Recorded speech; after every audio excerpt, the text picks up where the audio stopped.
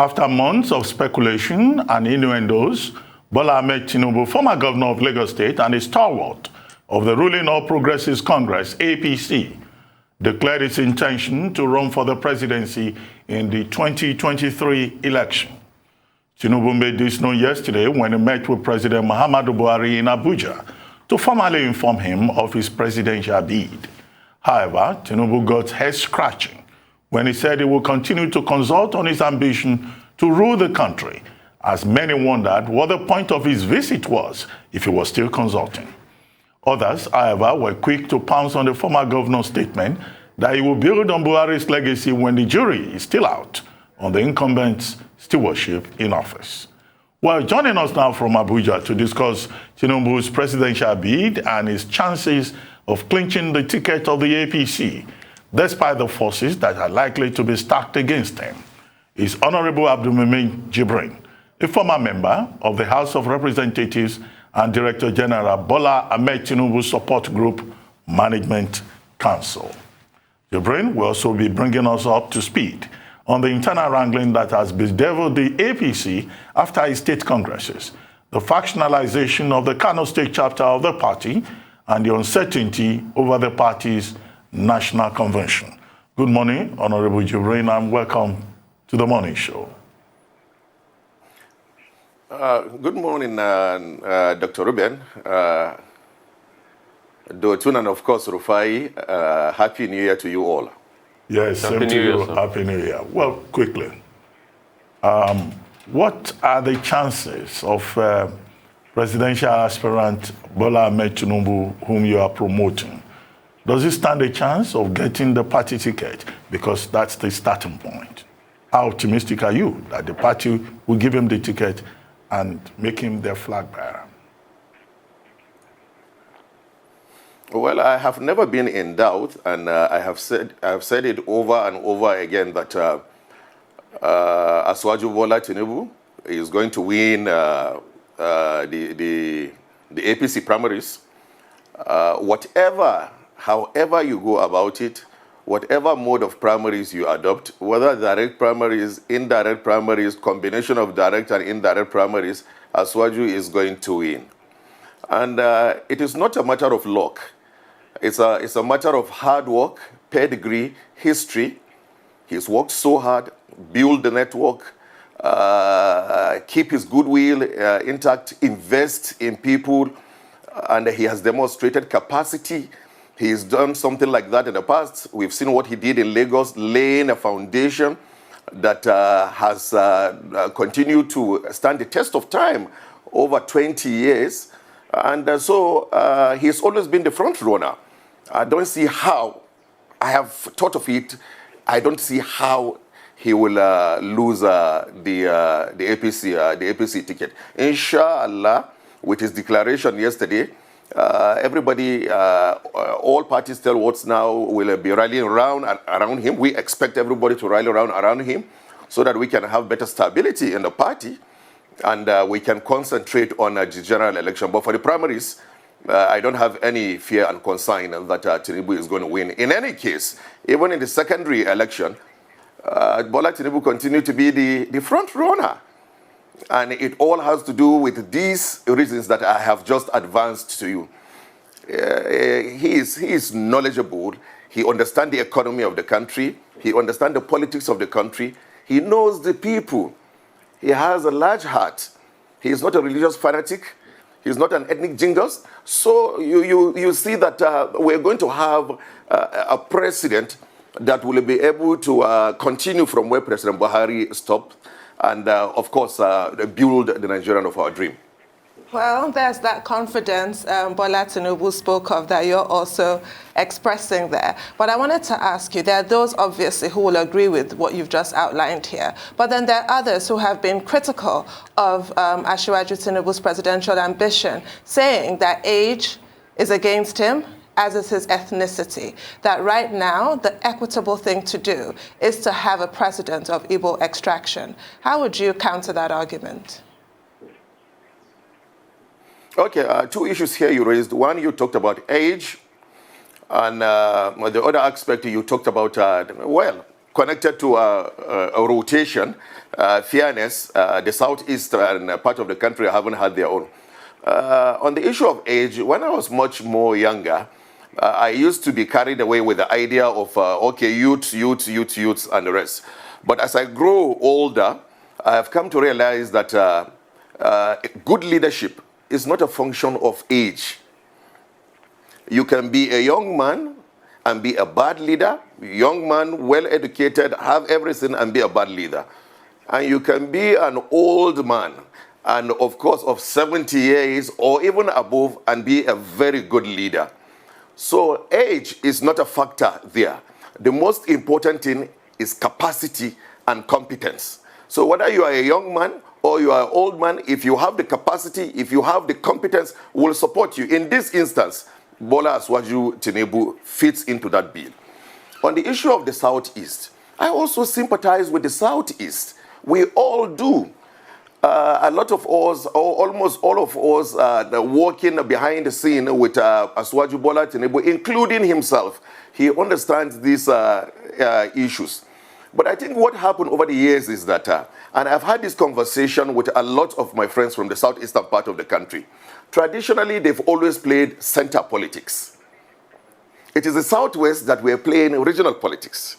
The Southwest realized that they have to play central politics, just like what late MQ Abiola did. While the Southwest were planning, strategizing to come to the center, the southeastern part of the country were shifting back to regional politics.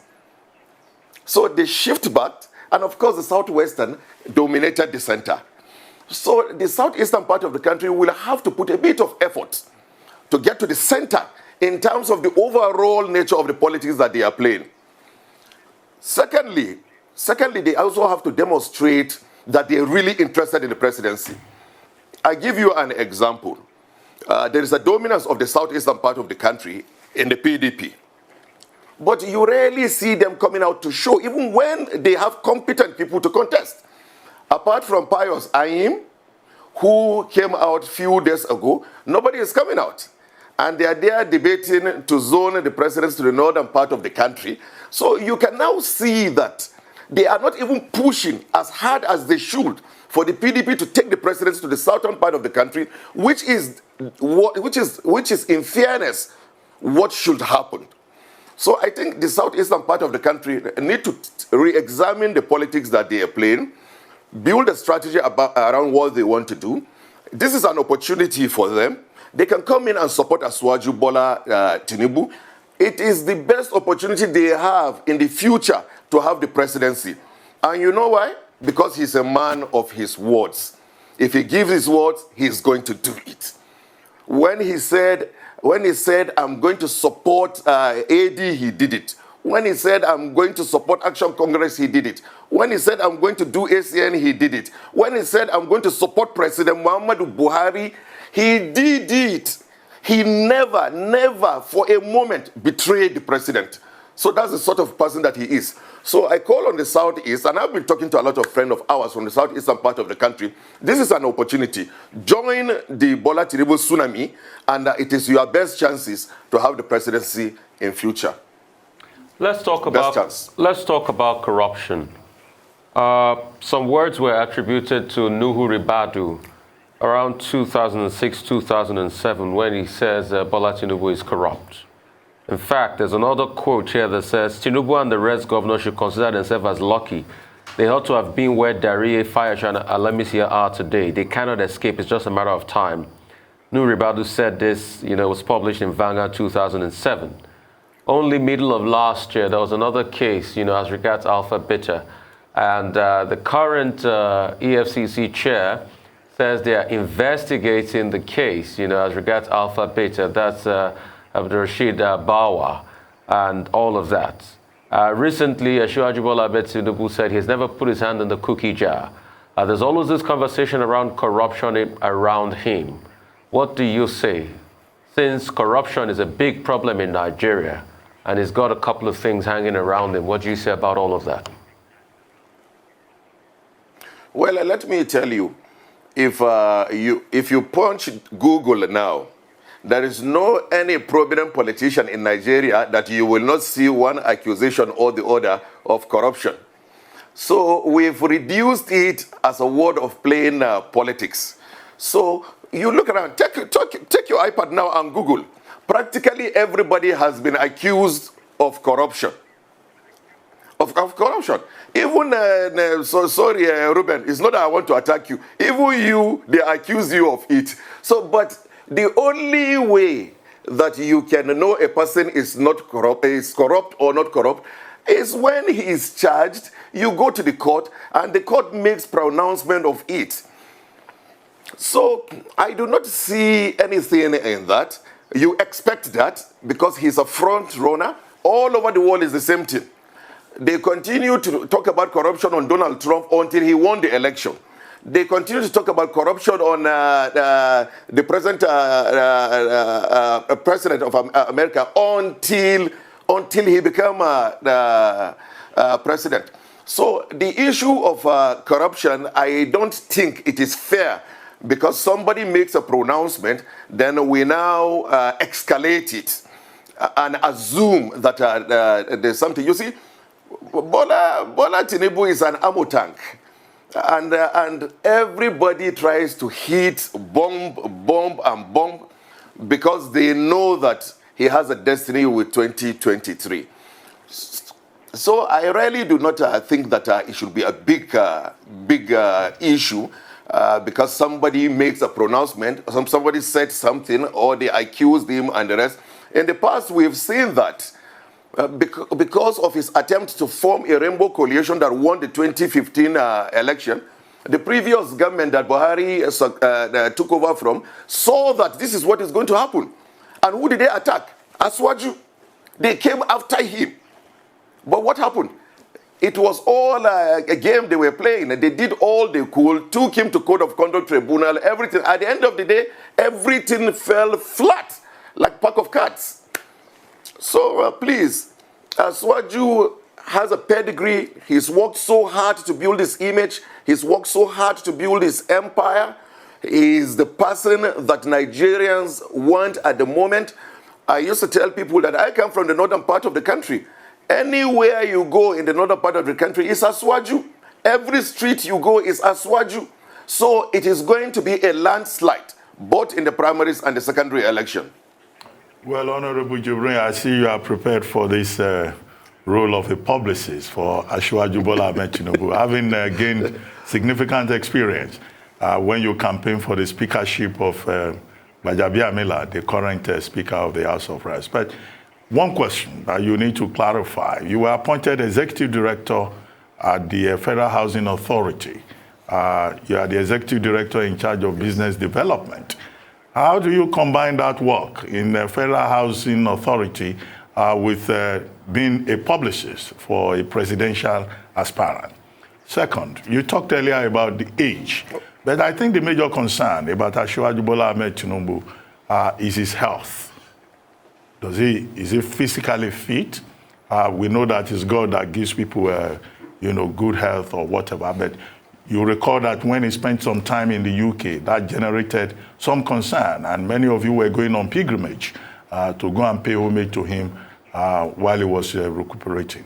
Does he have the physical stamina to do the job of President of Nigeria? President Buhari having pointed out that, in fact, he is grateful that there is even COVID that has helped to reduce his workload. And he's right. It's a very tough job.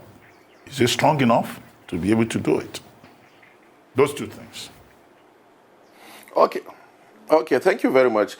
On the first question, you have civil servants, you have public servants, you have political appointees. And you, Ruben, as a former political appointee and public servant, you also understand the flexibility that those category of officers enjoy. They are members of political parties. They talk about preferences. They talk publicly about politics and everything and the rest. So such a category of appointees enjoying such a flexibility and latitude to be able to identify with political activities. On the second aspect of the health of Aswaju, I have spoken over and over about this. And maybe, again, with the irritation of being so reputational of myself, I said everybody falls sick. Ruben, you fall sick. Dotun fall sick. Rufai fall sick. And I said, why yours is not a public matter is because you are not Bola Aswaju. But in any case, Aswaju was ill. It was a public matter. He went to the hospital. It was a public matter. If he had wanted, he will not allow people to be coming to visit him while he was ill. And these things being beamed on television, radios, the social media, etc. He got well. He came back to the country. And he continued his activities. This man is fine, healthy, and well, traveling all over, organizing his ambition, preparation for when the law will permit us to start campaign. And people are busy talking about his health. So I think we should move further than that. And secondly, today you look at President Buhari, look at how healthy he looks. He's even becoming healthier and more even healthier. He was ill. He went to the hospital. He told the country he was ill. He came back. He continued his work. For one day, President Buhari has never collapsed. He's never collapsed. So I think people should look at these things and understand, and we should stop playing politics with matters like this. Well, I think it would have helped if, a different backdrop was chosen for the venue of those pilgrimages, like Dr. Abati said. That seems the optics that were bad. But as has also been pointed out by Dr. Abati, the optics of declaring at the presidential villa is a lot more suitable. Now, you have been quoted as saying that you're not averse to a Muslim-Muslim ticket. You just talked about the wide acceptability of Asiwaju Tinubu in the north. Is that in the offing when considering a running mate? You also said, you cited the example of Senator David Mark and Ike Ekweremadu as Senate President and Deputy, and the current Speaker and his deputy as having the same faith, and it doesn't matter. But in today's Nigeria, is that not the wrong note to strike? This is not 1993. Okay.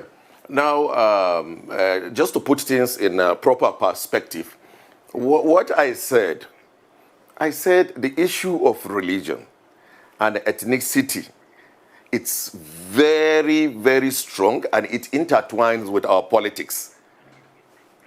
Underline that. So maybe I was quoted out of context.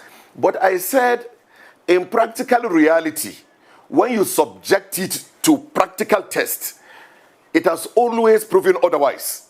So I gave instances. It proved otherwise in Kaduna, under Erufai. It proved otherwise, David Mark, Ike Ekweremadu. It proved otherwise in the case of Femi and Wase. But I did not say it is not an important consideration in our politics. I only said it is more of a perception, because when you now subject it to a litmus test, it proves that Nigeria really do not care about it. They may talk and talk about it, but in so many instances when people tried that, it has proven otherwise. So that's the point that I'm making. Now, as it relates to Aswaju, I am not the candidate. The candidate is Aswaju Bola Tinubu. He is experienced. He knows the country very well. He understands the sensitivity of Nigerians. But most importantly, he's a tactician in winning election. So when it comes to the time of picking a vice presidential candidate, I am sure that he is more than competent, and he has all the wisdom and knowledge to be able to pick the vice president that will work with him. I'm going to stay on that note of the running mate, seeing as it's integral to any ticket. So let's stay in the north, given his popularity there. If Asiwaju Tinubu decides to choose a northern Christian candidate, how would that affect his chances with the core north? I don't get that question. How would it affect his chances with the core north should he choose a northern Christian candidate as his running mate? A northern Christian. You see, the North has always operated as one entity, and we are intertwined. Muslim, Christians, we're neighbors. We live together, even though there is a line when it comes to religion and race. So if he decides to pick a northern Christian, we will work for that candidate. Whoever he chooses, we will work for it. And let me tell you also, if you look at, in terms of conversation, Nigerians are emotional, who becomes president, who becomes vice president. But when it comes to the actual election, Nigerians do not even look at the vice president. They concentrate and focus on the presidential candidate. It doesn't mean that the vice president is not important. So when you look at 2015 election, there was little talk about the present vice president, the present vice president. It was all about Buhari, because once the fireworks start, the whole focus goes on the president. So choosing a Christian northerner wouldn't affect his chances, wouldn't affect his votes. We will come together, we will mobilize for him, and we will ensure that we win the election. All right. Let's go back to the issue of corruption. You said those were just allegations. Yes. But I'd like to know, how did he make his wealth? How did he make this so much very big wealth that he can afford a bullion van prior to an election in his home? That's a staggering, colossal amount of wealth. How did that wealth come about? Because I think if I check his resume, the last thing I saw was accountant with Mobile. You know, what business does he do? He's been in government for a while. How did he make that wealth? That's one. Two, there's been discrepancies about his age. I ask you, how old is he? Well, let me tell you, you see, these two questions you've just posed, it's part of what I have answered earlier. I think at this point that we've gotten to, our emphasis should be on the pedigree of this candidate, what he has demonstrated that he has done, what he has achieved, how he has changed the revenue of Lagos State, how he has put a long-term plan to implement infrastructure. How he has ensured that he instilled discipline. Honorable Jibril. How much people that he has built. Honorable Jibril. These are the focus that we should concentrate on. Honorable Jibril. Because most of these political issues that we keep raising front and back will not solve the problem.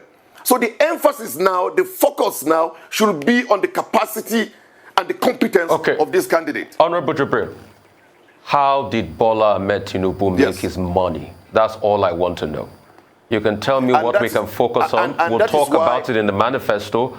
How did Bola Tinubu make so much money that he had a bullion van in his home on election day? And how old is he? Those are the questions that people are asking out there. How old is he? How did he make the billions? I'm also putting it. I'm also now, you've asked your question clearly, and I will give you a simple and clear answer. And when you continue to repeat the question, you will get the same answer. These are all trash from the internet that people keep putting together, and we will not elevate such conversations. But when the campaign commences, we will bring out facts and figures and put before Nigerians. But we will not create a narrative for them.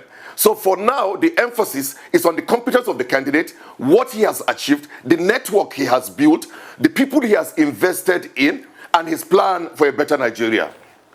All right. Can I ask you this? How was this trash?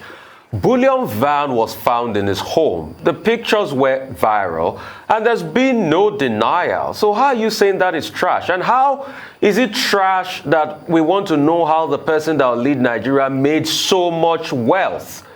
You know, and also the declaration of being rich and also state. So that's not trash. How did he make his money? That's all I want to know. And tell me how old he is, so I can take you by something. Because there's been discrepancies too by the people of his age and his wealth. It's just a question I'm asking. Please. And the Rufai is just an answer that I'm giving you as well. You see, unfortunately, you are posing the question as a journalist. What will satisfy you is when I say things the way you want me to say it. So you don't want to respect my own response. And I think it is unfair and probably very unprofessional. Because the response is simple. We've raised issues here about corruptions. I gave instance with even Ruben Abati himself.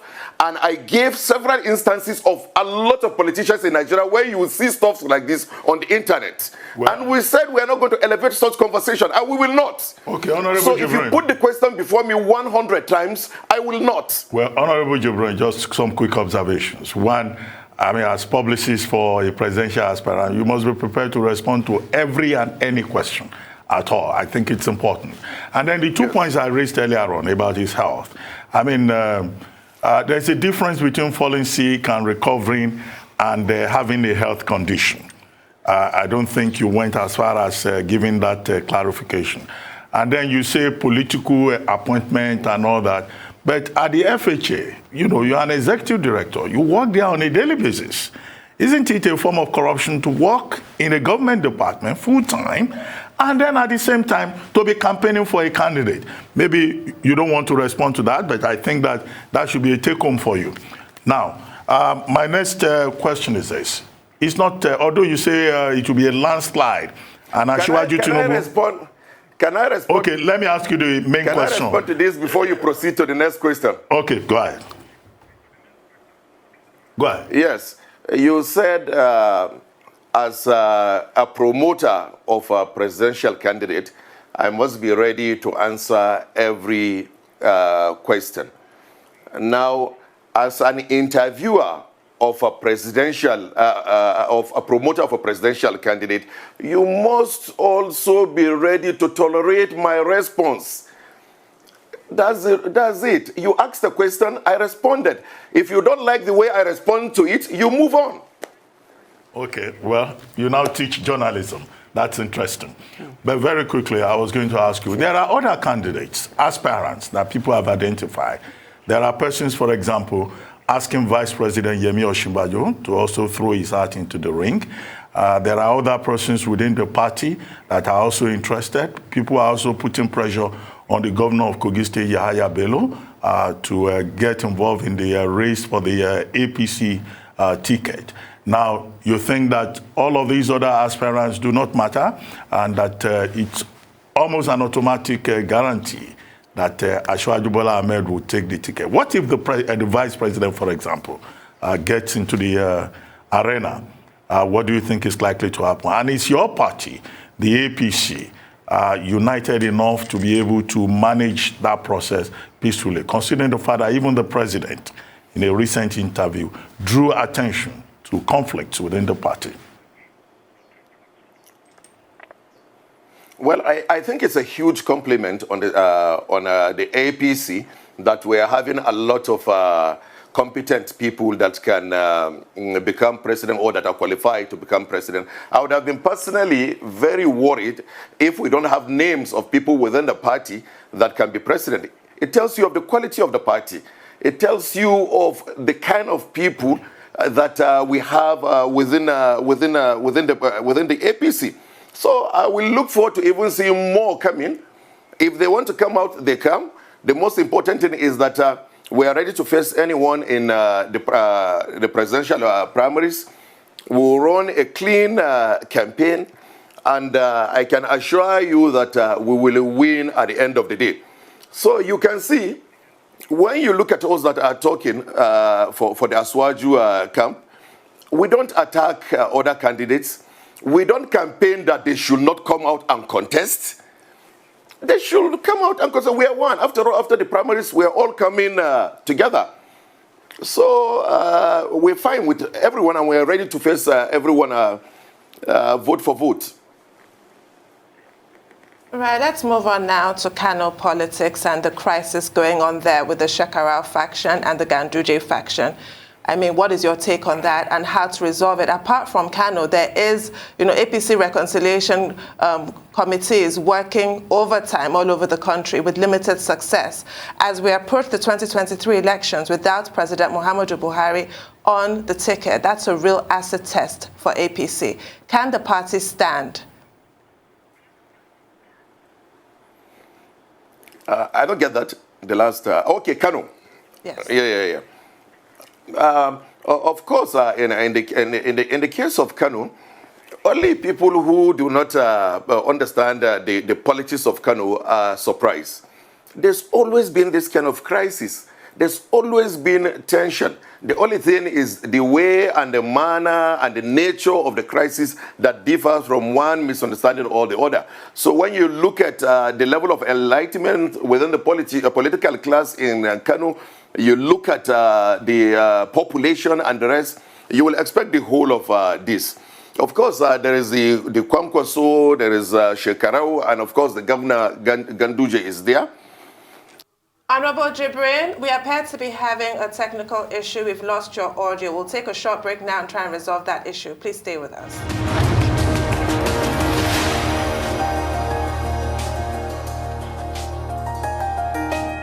Welcome back to the Morning Show here on Arise News. We're still with Honorable Abdulmumin Jibrin, former member of the House of Representatives and Director General Bola Ahmed Tinubu Support Group Management Council. I apologize for that, Honorable. So before we had to take that break, I was talking to you about the crisis in Kano's APC with the two factions led by Governor Ganduje and Governor Shekarau, with obviously another former governor, Rabiu Kwankwaso, waiting in the wings to swoop in if APC cannot get its house in order. What is the APC doing in order to effect a reconciliation? Okay. Very quickly, I was just saying before we went on a break that Shekarau has been part of us, and the other members that are part of that group also, they've been also part of us. And I try to lay a background that anybody who understands the intensity of Kano politics, the awareness of the political class, the population and the rest, you know that there have always been problems like this. But I don't think it is going to explode or it is going to lead to a reduction in the strength of the party. The party at the national headquarters are doing everything they can, even though the matter is in court. So I'm choosing my word very carefully. But a lot of efforts are being made, it's been made behind the scene to ensure that everybody is back on board and we go into whatever we are going to in the future as a united body. And personally, I'm very positive because I'm also in the center of all the negotiations and discussions, and I'm in touch with almost all the aggrieved party, and I'm sure it's going to be resolved. But when you look at the entire country as a whole, you have these cases in practically every state.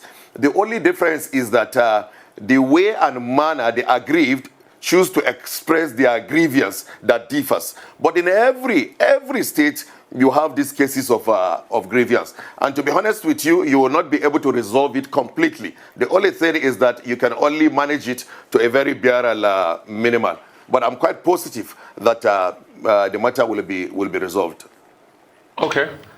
So real quickly, two things. Number one will be about, you made a statement. You said everybody wants Bola Ahmed Tinubu. Do you have any empirical proof?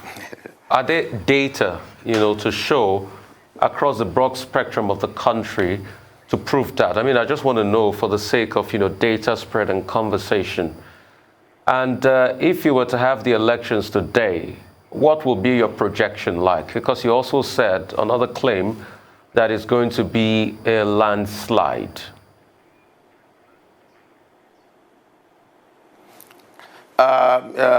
Yes, I said everywhere you go in especially in the northern part of the country, it's a Swaju. I'm able to say that because I'm a politician. I'm not a politician that sits in Abuja. I'm your proper grassroots politician. So I go to the grassroots, not only my own state, all over northern part of the country. I hold gathering, and you could have people 5,000, 10,000 in attendance. And apart from that, I've also been in this game for a while. So I have this practical contact with the people who are going to vote. It's enough for me to be able to draw my conclusion. Honorable Jibrin, please. You know, I want empiricals here, you know, so that you don't call my question crazy or crass, which I didn't, you know, enjoy the last time you called my question that way. I want empirical stats. How many million people said this? How many million people want it? You can't just tell me. It's very nebulous when you say you're a grassroots politician and you meet people. Empirical stats, that's number one, you know.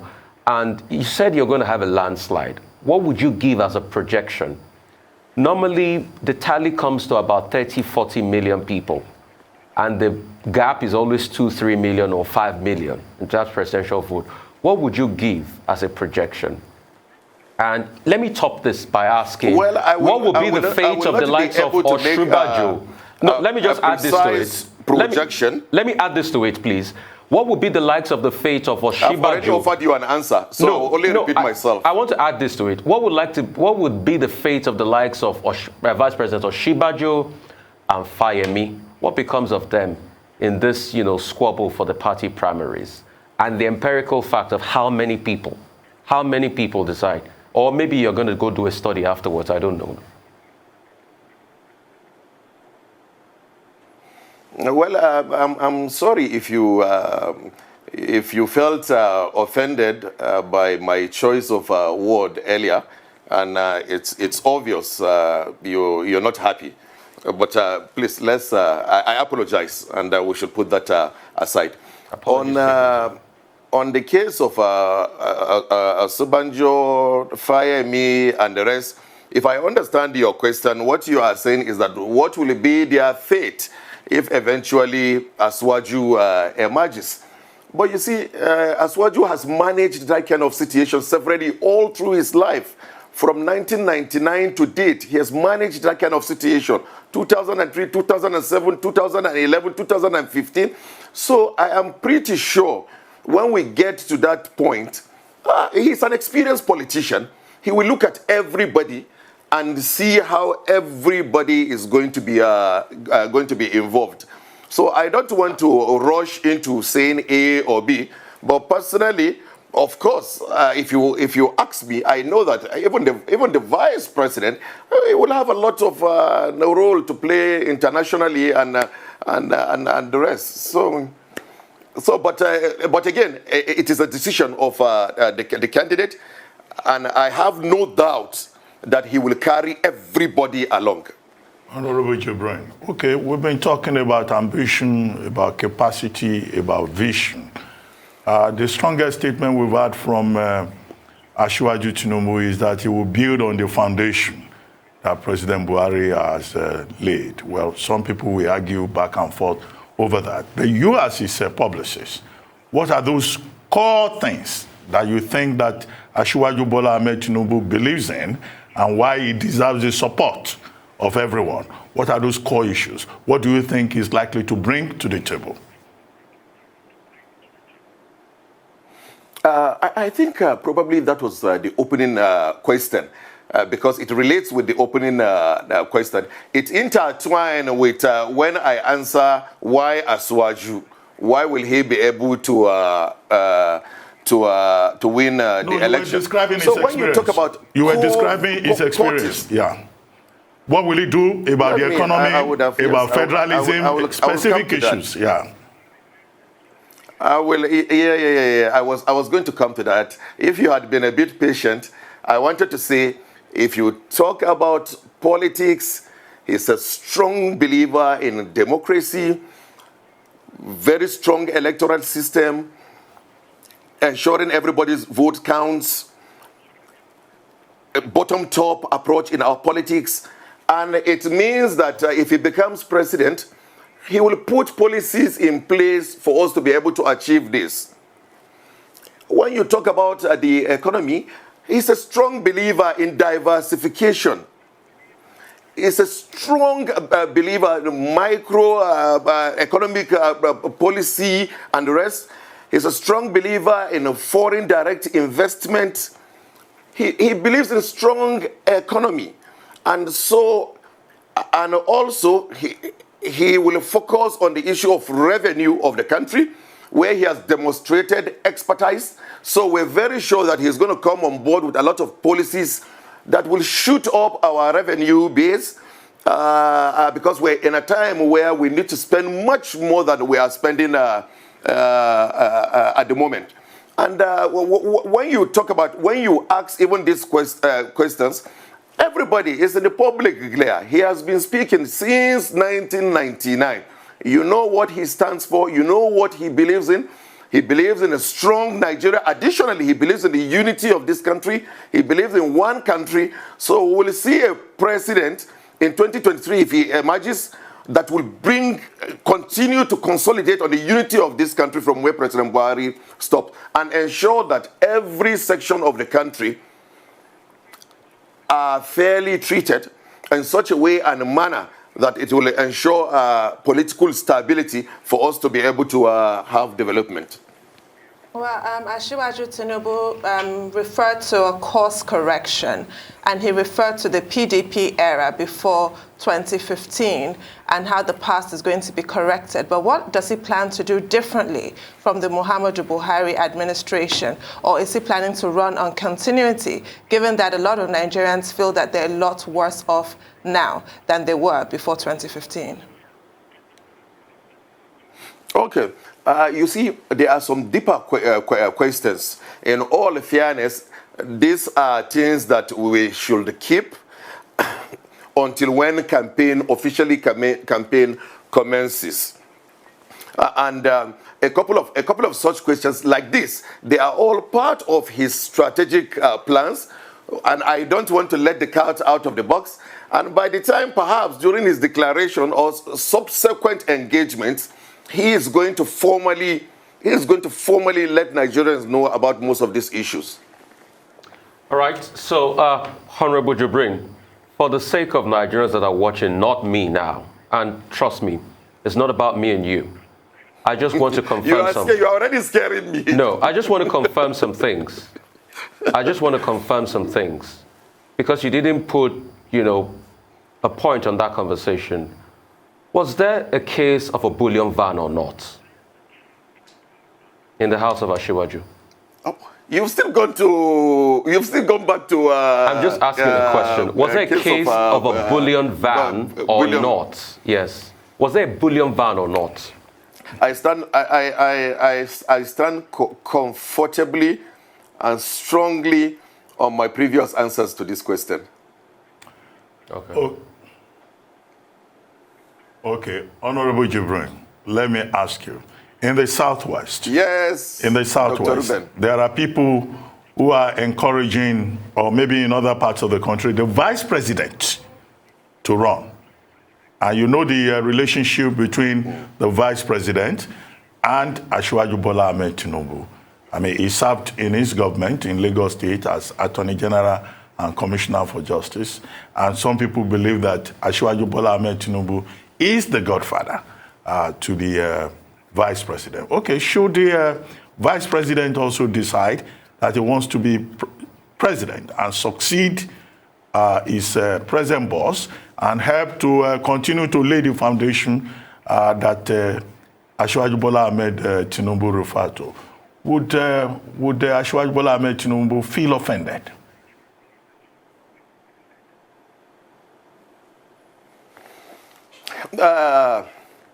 Well, I am not in the mind of Tinubu, and for now I will not be able to predict what his reaction will be. So I will rather prefer to say let's watch and see how things unveil. Definitely, if that happens to be the situation, there will be a reaction from Asiwaju. How he is going to react, what he is going to do, I don't know. But what is most important is that there is nobody, particularly we that are supporting Tinubu, that are disliking Vice President Osibanjo. And I tell you this, if you follow my history, I speak bluntly, I don't know how to lie. I like Aswaju, I like Osibanjo. Good vice president, everything and the rest. And even some people said, in modern democracy, vice president succeeds presidents. But unfortunately, in a lot of parameters that you will use, Aswaju is still ahead of him, and we want to win the election. So if you say he's a vice president, Aswaju is the national leader of the party. So in a lot of modern democracy as well, is the national leader that succeeds the president. So then if you talk about the capacity to win the election, not only the vice president, Aswaju is ahead of practically all the candidates. So it's unfortunate. Personally, I will say it's a wrong timing. Otherwise, he would have been a fantastic person for everybody to rally around him. Right.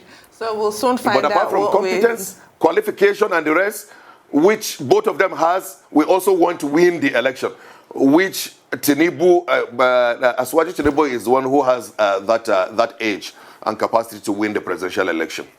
Well, as we're rounding up, we only have about 2 minutes left. Well, I want to ask you whether APC is going to have a direct primary, the type of which President Buhari emerged from, or not, and about just the logjam surrounding the APC convention. When will it eventually hold?